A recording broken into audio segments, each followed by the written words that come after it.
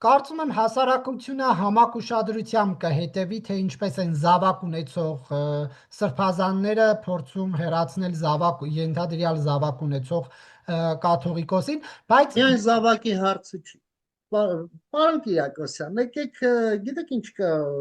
եթե մենք խնդիր ենք քննարկում, այն էլ բարդ խնդիր, ցանկացած խնդրի քննարկում պահանջում է նախ մի բազային կարևորության մի բան, դա բարեխղճությունն է։ Այսինքն, եթե մենք հիմա դնենք, սկսենք այդ խնդիրը ականջներից քաշել աջ ու ձախ, մենք այդ խնդիրը ոչ թե կմոտեցնենք լուծմանը, մենք այդ խնդիրը լուծումից կհեռացնենք։ Հիմա ես ձեր համար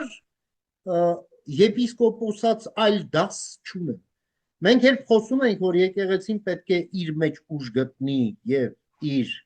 բարենորոգումները իր ուժերով, իր ընկալումով, իր գիտակցմամբ, իր կամքով կատարի,